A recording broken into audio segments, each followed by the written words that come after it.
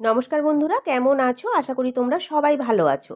আজকের ভিডিওতে আমি তোমাদের দেখাবো সালোয়ার কামিজ কাটিং করার জন্য সরাসরি বডি থেকে কিভাবে মাপ নিতে হয়। মাপ নিয়ে তোমাদের দেখাবো এবং মাপ অনুযায়ী কিভাবে সালোয়ার কামিজ কাটিং করতে হয় সেটাও তোমাদের দেখাবো। কারণ তোমরা অনেকে আমাকে কমেন্ট করেছো যে দিদিভাই মাপ নিয়ে একবার দেখিয়ে দাও। আগেও দেখিয়েছি, তাও আজকে আরও একবার দেখিয়ে দিচ্ছি, একবার ভালো করে দেখে নাও।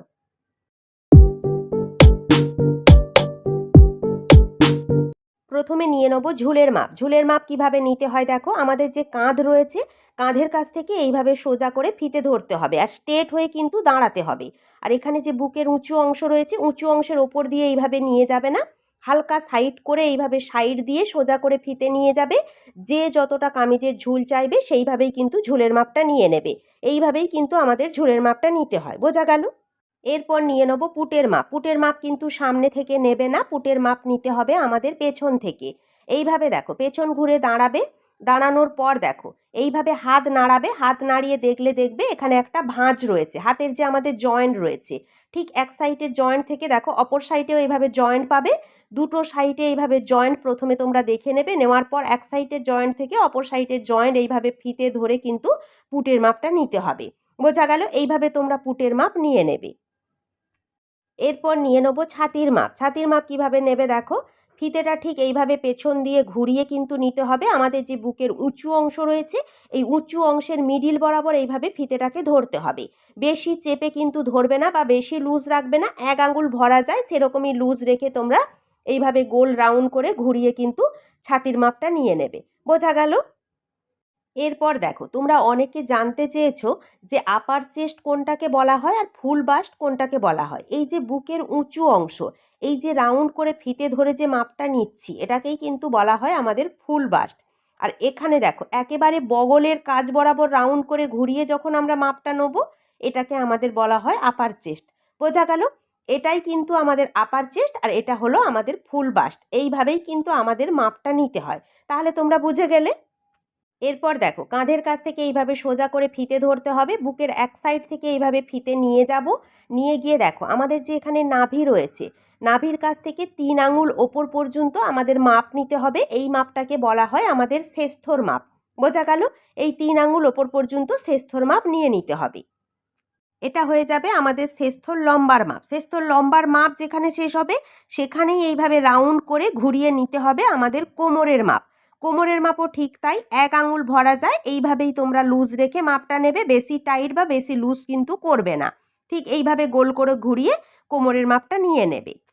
এরপর দেখো আবারও কাঁধের কাছ থেকে এইভাবে সোজা করে ফিতে ধরে পাছা লম্বার মাপ নিতে হবে। পাছা লম্বার মাপ বলা হচ্ছে সালোয়ার কামিজে যে সাইডে কাটা থাকে ওই কাটার মাপটাকে বলা হচ্ছে পাছা লম্বার মাপ।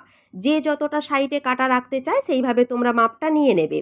আর পাছা লম্বার মাপ যেখানে শেষ হবে সেখান থেকে এইভাবে চওড়ায় ফিতে ঘুরিয়ে পাছা চওড়ার মাপ নিতে হবে। এই উঁচু অংশের ওপর দিয়েই কিন্তু রাউন্ড করে ফিতেটাকে ঘুরিয়ে মাপ নেবে, এক আঙুল ভরা যায়, এইভাবেই মাপ নিতে হবে। আমাদের হলো পাছা চওড়ার মাপ।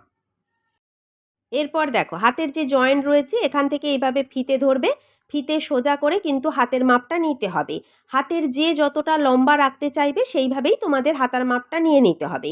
আর হাতার লম্বা যেখানে শেষ হবে সেখানেই কিন্তু ফিতে এইভাবে রাউন্ড করে ঘুরিয়ে আমাদের হাতের মুহুরির মাপটা নিয়ে নিতে হবে। এক আঙুল ভরা যায় সেইভাবেই মাপটা নেবে, বেশি টাইট করে বা বেশি লুজ করে মাপটা কিন্তু নেবে না, বোঝা গেল? এরপর দেখো আরমোলের মাপ কিভাবে নেবে। বগলের ওপর দিয়ে ফিতে ধরে দেখো ঠিক এইভাবে দেখো বগলের মিডিল বরাবর ফিতে এইভাবে রাউন্ড করে ঘুরিয়ে কিন্তু আরমোলের মাপটা নিতে হবে। এখানেও কিন্তু বেশি টাইট রাখবে না, হালকা এক আঙুল ভরা যায়, এইভাবেই তোমরা মাপটা নিয়ে নেবে। এইভাবে আরমোলের মাপটা নিতে হয়। এরপর দেখো কাঁধের কাছ থেকে এইভাবে সোজা করে ফিতে ধরবে, ধরার পর সামনের গলার লম্বা যে যতটা রাখতে বলবে সেইভাবেই তোমাদেরকে সামনের গলার লম্বাটা নিয়ে নিতে হবে। ফিতেটা কিন্তু এইভাবে সোজা রাখবে। এরপর দেখো ঠিক একই রকমভাবে কাঁধের কাছ থেকে এইভাবে সোজা করে ফিতে ধরে পেছন গলার লম্বাও যে যতটা রাখতে চায় সেইভাবে তোমরা পেছন গলার লম্বাটা নিয়ে নেবে। এইভাবেই মাপটা নিতে হয়, বোঝা গেল? এরপর নিয়ে নেবো ঘেরের মাপ। যদি সালোয়ার কামিজ থেকে ঘেরের মাপ নিতে হয় তাহলে কিভাবে নেবে দেখো, এক সাইড থেকে ফিতে ধরে অপর সাইড পর্যন্ত কিন্তু মাপটা নিয়ে নেবো। এখানে যা মাপ আসবে একে হাফ করে আমাদেরকে কাটিং করতে হবে। এইভাবে যদি কেউ মাপ নিতে বলে তোমরা সেইভাবে মাপটা নিয়ে নেবে। আর যদি এইভাবে মাপ না নাও তাহলে পাছা যা থাকবে তাকে 4 দিয়ে ভাগ করে তার সাথে 1.5 ইঞ্চি প্লাস করে ঘেরের মাপটা নিতে হয়, বোঝা গেল? চলো তাহলে, এই ছিল আমাদের সালোয়ার কামিজের মাপ। এই মাপ অনুযায়ী কিন্তু আমাদের সালোয়ার কামিজ কাটিং করতে হয়। যেভাবে তোমরা মাপ নেবে সেইভাবেই তোমরা সরাসরি খাতার মধ্যে লিখে নেবে, নেওয়ার পর কিন্তু কাটিংটা করতে হবে। যতটা পেরেছি সহজভাবে দেখিয়েছি, আশা করি তোমরা বুঝতে পেরেছো। এরপর চলো তাহলে সালোয়ার কামিজ কিভাবে কাটিং করতে হয় দেখে নাও। দেখো তাহলে, এখানে আমি কাপড় 4 ভাঁজে ভাঁজ করে নিয়েছি, দুটো পার্ট একসাথে বেরিয়ে যাবে।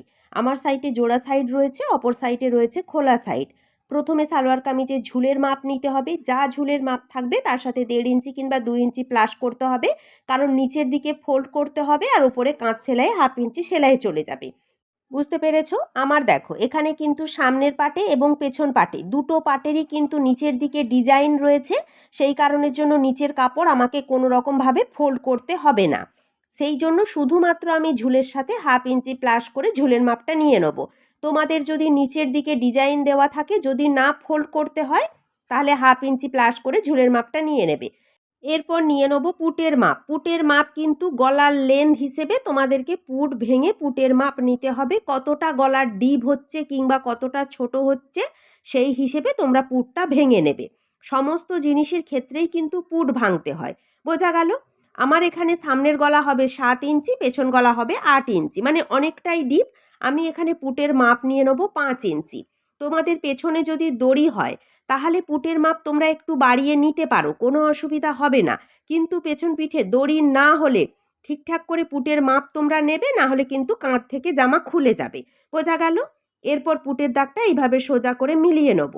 পুটের দাগের কাছ থেকে আরমোলের মাপ নিয়ে নেব। পুটের মাপ যা নেব তার থেকে 1/2 ইঞ্চি বেশি দিয়ে আরমোলের মাপটা নিয়ে নেব। এটা কিন্তু সোজা হিসেব। এই হিসেবে তোমরা মাপ নিয়ে দেখবে, কোনো সমস্যা তোমাদের হবে না। বোঝা গেল? আরমোলের দাগটাকেও মিলিয়ে নেব, নিচের দাগটাকেও মিলিয়ে নেব। এই দাগের ওপরে নিতে হবে ছাতির মাপ। ছাতির মাপে কি করতে হবে, এখানে কিন্তু প্রথমে লুজ নিতে হবে। যেহেতু বডি থেকে মাপ নিয়েছি, বডি থেকে মাপ নিলে কিন্তু লুজ নিতে হয়। আর সালোয়ার কামিজ থেকে মাপ নিয়ে কাটিং করলে সেখানে কিন্তু লুজ নিতে হয় না। বুঝতে পেরেছো? তোমরা এখানে চাইলে 2 ইঞ্চিও লুজ নিতে পারো, আবার 1.5 ইঞ্চিও লুজ নিতে পারো। প্রথমে যা করবে, বডি থেকে যা মাপ নিয়েছি তার সাথে তোমরা 1.5 ইঞ্চি কিংবা 2 ইঞ্চি লুজ নিয়ে তারপর কিন্তু আমাদেরকে সেটাকে 4 দিয়ে ভাগ করতে হবে, মানে 1/4। এখানে কিন্তু ছাতি, কোমর আর পাছা চওড়া তিনটের ক্ষেত্রেই আমাদেরকে লুজ নিতে হবে। বোঝা গেল? আমার এখানে ছাতি রয়েছে 30 ইঞ্চি, তার সাথে আমি এখানে লুজ নেবো 2 ইঞ্চি। 2 ইঞ্চি লুজ নিলে আমার হবে এখানে 32 ইঞ্চি। 32কে আমাদেরকে 4 দিয়ে ভাগ করতে হবে, মানে ছাতির 1/4। 32কে 4 দিয়ে ভাগ করলে আমার এখানে হবে 8 ইঞ্চি। বোঝা গেল? প্রথমে তোমাদের বডি থেকে মাপ নেওয়ার পর যা মাপ আসবে তার সাথে তোমরা 1.5 ইঞ্চি কিংবা 2 ইঞ্চি লুজ নিয়ে নেবে। নেওয়ার পর কিন্তু তাকে 4 দিয়ে ভাগ করতে হবে। একটু ভালো করে তোমরা বুঝে নাও। তারপর কিন্তু আমাদেরকে মাপটা নিতে হবে। বোঝা গেল? এখানে আমি 8 ইঞ্চি নিয়েছি। এরপর নিয়ে নেবো এক্সট্রা সেলাই কাপড় 1.5 ইঞ্চি কিংবা 2 ইঞ্চি, যেটা ভেতরে থেকে যাবে, ভবিষ্যতে আমরা খুলে নিতে পারবো। এরপর দেখো, একেবারে ওপর থেকে শেষথর মাপ নিতে হবে। শেষথর যা মাপ থাকবে তার সাথে 1/2 ইঞ্চি প্লাস করতে হবে, কারণ কাঁচ সেলাইয়ে 1/2 ইঞ্চি সেলাই চলে যাবে। বোঝা গেল? এটা হয়ে গেল আমাদের শেষথর লম্বার মাপ। শেষথর লম্বা যেখানে শেষ হবে সেখানেই চওড়াতে নিতে হবে আমাদের কোমরের মাপ। কোমরের মাপেরও সেই একই সূত্র, প্রথমে লুজ নিতে হবে, তারপর তাকে 4 দিয়ে ভাগ করতে হবে। ছাতিতে যা লুজ নিয়েছি কোমরেও কিন্তু আমাদেরকে তাই লুজ নিতে হবে। ছাতিতে লুজ নিয়েছিলাম 2 ইঞ্চি, কোমরেও লুজ নিয়ে নেবো 2 ইঞ্চি। আমার কোমরের মাপ রয়েছে 26 ইঞ্চি, তার সাথে 2 ইঞ্চি লুজ নিলে হবে 28 ইঞ্চি। 28কে 4 দিয়ে ভাগ করলে হবে 7 ইঞ্চি। প্রথমে নিয়ে নেব 7 ইঞ্চি, তারপর এক্সট্রা 1.5 ইঞ্চি কিংবা 2 ইঞ্চি নিতে হবে সেলাই কাপড়, যেটা ভেতরে থেকে যাবে। বোঝা গেল? ছাতির 1/4, কোমরের 1/4, এটাই কিন্তু সূত্র সব সাইজের জন্য। একটু ভালো করে কিন্তু বুঝে নিও। এরপর একেবারে ওপর থেকে নিয়ে নেব পাছা লম্বার মাপ। পাছা লম্বার মাপও যা থাকবে তার সাথে 1/2 ইঞ্চি প্লাস করতে হবে, কারণ কাঁচ সেলাইয়ে 1/2 ইঞ্চি সেলাই চলে যাবে। পাছা লম্বা যেখানে শেষ হবে সেখানেই চওড়াতে নিতে হবে পাছা চওড়ার মাপ। পাছা চওড়ার মাপেও কিন্তু লুজ নিতে হবে, তারপর তাকে 4 দিয়ে ভাগ করতে হবে। ছাতি, কোমর এবং পাছা চওড়া তিনটের ক্ষেত্রেই কিন্তু একই লুজ নিয়ে নেব। আমার পাছা চওড়ার মাপ রয়েছে 32 ইঞ্চি, তার সাথে 2 ইঞ্চি লুজ নিলে হবে 34 ইঞ্চি। 34কে 4 দিয়ে ভাগ করলে হবে 8.5 ইঞ্চি। প্রথমে নিয়ে নেব 8.5 ইঞ্চি। বোঝা গেল? তিনটের ক্ষেত্রেই কিন্তু একই লুজ নিতে হবে, আর লুজ কিন্তু প্রথমে নেবে, তারপর তাকে 4 দিয়ে ভাগ করতে হবে, এটাই সূত্র। এরপর 1 ইঞ্চি নিয়ে নেবো আমি সাইড ফাড়া সেলাই করার জন্য। তোমরা এখানে 1.5 ইঞ্চিও নিতে পারো যদি চওড়া করে সেলাই করো। বোঝা গেল? আমার 1 ইঞ্চি হলেই যথেষ্ট। এরপর দাগটা এইভাবে সমান করে দিয়ে নিতে হবে। তাহলে তোমরা বুঝতে পেরেছো নিশ্চয়ই ছাতি, কোমর আর পাছা চওড়া তিনটের ক্ষেত্রে কিভাবে মাপ নিতে হবে একটু ভালো করে মন দিয়ে দেখো। আশা করি তোমরা শিখতে পারবে, কোনো অসুবিধা হবে না। এই সূত্র ধরে তোমরা যে কোনো সাইজের জন্য কাটিং করতে পারবে। এরপর ছাতি, কোমর আর পাছা চওড়া তিনটে দাগ এইভাবে সমান করে মিলিয়ে নিতে হবে। আমি যেভাবে মেলাচ্ছি একটু ভালো করে দেখে নাও। এরপর নিয়ে নেব ঘেরের মাপ। ঘেরের মাপ কিভাবে নেবে? কেউ যদি সালোয়ার কামিজ থেকে তার মাপ নিয়ে যদি বলে যে আমার যা সালোয়ার কামিজের ঘেরের মাপ রয়েছে এই হিসেবে তুমি কাটিংটা করবে, তাহলে তোমরা যেটা করবে সালোয়ার কামিজ থেকে যা ঘেরের মাপ পাবে তার হাফ করে ঘেরের মাপ নিয়ে নেবে, তারপর নিয়ে নেবে সাইড ফাড়া সেলাই করার জন্য এক্সট্রা কাপড়। বোঝা গেল? আর যদি না কামিজ থেকে ঘেরের মাপ তোমরা পাও তাহলে তোমরা যেটা করবে সূত্র হিসেবে ঘেরের মাপ নিয়ে নেবে। পাছা যা থাকবে তাকে 4 দিয়ে ভাগ করে তার সাথে 1.5 ইঞ্চি প্লাস করে প্রথমে ঘেরের মাপ নিয়ে নেবে, তারপর এক্সট্রা 1 ইঞ্চি কিংবা 1.5 ইঞ্চি নিয়ে নেবে সাইড ফাড়া সেলাই করার জন্য। বোঝা গেল? আমি এখানে সালোয়ার কামিজ থেকে ঘেরের মাপ নিয়েছি, যা ঘেরের মাপ এসেছে তার হাফ করে আমি এখানে ঘেরের মাপ নিয়ে নেব, তারপর আমি এক্সট্রা 1 ইঞ্চি নিয়ে নেব সাইড ফাড়া সেলাই করার জন্য। এইভাবেও কিন্তু তোমরা মাপটা নিতে পারো, কোনো অসুবিধা হবে না। অবশ্যই কাস্টমারকে জিজ্ঞাসা করে নেবে কে কতটা ঘের চায়। বোঝা গেল? এরপর দাগ দুটো সমান করে মিলিয়ে নেব। দেখো তাহলে সাইডের দাগগুলো সমান করে দিয়ে নিয়েছি। এরপরে এই কোণ থেকে পেছন পাটের আরমোলের শেপের জন্য নিয়ে নেব 1.5 ইঞ্চি আর সামনের পাটের আরমোলের শেপের জন্য নিয়ে নেব 1 ইঞ্চি। যেহেতু 4 ফোল্ডে কাপড় কাটিং করেছি, দুটো আরমোলের শেপ কিন্তু একসাথে দিয়ে নিতে হবে। বোঝা গেল? এরপর সাইড থেকে পুটের চওড়া নিয়ে নেব 2 ইঞ্চি। সামনের গলার লম্বা যা থাকবে তার সাথে হাফ ইঞ্চি প্লাস করে সামনের গলার লম্বা নিতে হবে, কারণ কাজ সেলাইয়ে হাফ ইঞ্চি সেলাই চলে যাবে।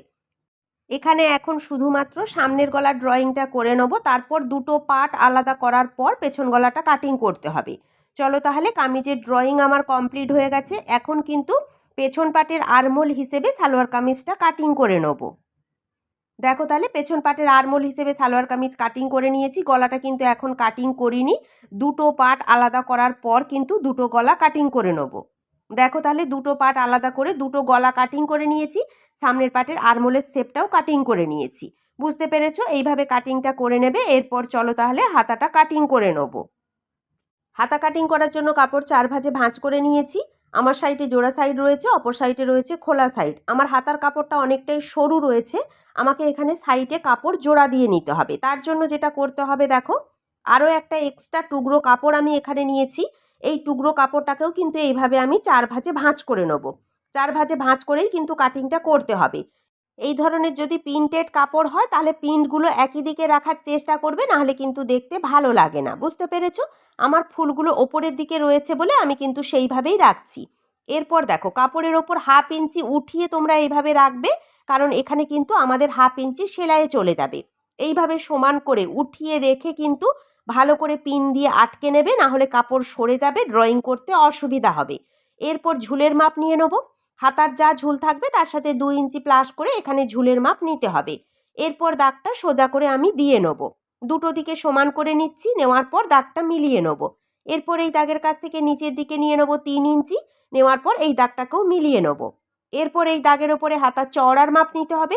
তার জন্য দেখো এখানে আরমোলের কাছে আমাদের মাপ নিতে হবে। এইভাবে কামিজ নিয়ে নেব। কামিজের দেখো পুটের কাছ থেকে ফিটিংস লাইন পর্যন্ত এইভাবে মাপটা নিয়ে নেব। এখানে যা মাপ আসবে এটাই হয়ে যাবে আমাদের হাতার চওড়ার মাপ। এরপর সাইডে আরও 1.5 ইঞ্চি কিংবা 2 ইঞ্চি নিতে হবে এক্সট্রা সেলাই কাপড়, যেটা বডি পার্টের সাথে নিয়েছিলাম। এরপর হাতের মুহুরির মাপ নিয়ে নেব। মুহুরির মাপ যা থাকবে তার হাফ করে মুহুরির মাপ নিতে হবে। এরপর আরও এক্সট্রা 1.5 ইঞ্চি কিংবা 2 ইঞ্চি সেলাই কাপড়, যেটা ভেতরে থেকে যাবে। বোঝা গেল? এরপর দাগ দুটো এইভাবে সমান করে মিলিয়ে নেব। হাতা কাটিংয়ের ডিটেলস ভিডিও কিন্তু আমার রয়েছে, তোমরা চাইলে দেখে নিতে পারো। এরপর এই দাগের ওপর 1.5 ইঞ্চিতে একটা দাগ দিয়ে হাতার শেপটা হালকা হাতে এইভাবে দিয়ে নেব। তোমরা কিন্তু এইভাবে হালকা হাতে শেপটা দিয়ে নেবে। এরপর শেপের মিডিল থেকে ভেতরের দিকে নিয়ে নেব হাফ ইঞ্চি, নেওয়ার পর হাতার ভেতরের শেপটাও এইভাবে দিয়ে নেব। হাতার ড্রয়িং কমপ্লিট, এরপর কাটিং করে নেব। দেখো তাহলে হাতা কাটিং করে নিয়েছি, সম্পূর্ণ সালোয়ার কামিজ কাটিং করা কমপ্লিট হয়ে গেছে। যেমনভাবে তোমাদেরকে মাপ নিয়ে এবং কাটিং করে দেখালাম, তোমরা কিন্তু এই সূত্র ধরে যে কোনো সাইজের জন্য কাটিং করতে পারবে, আর এইভাবেই কিন্তু তোমরা মাপটা নিয়ে নিতে পারবে। চলো তাহলে আজকের ভিডিও এই পর্যন্ত। ভিডিও ভালো লেগে থাকলে অবশ্যই লাইক দিও, চ্যানেলটিকে সাবস্ক্রাইব করে আমার পাশে থেকো। তোমরা ভালো থেকো। নমস্কার।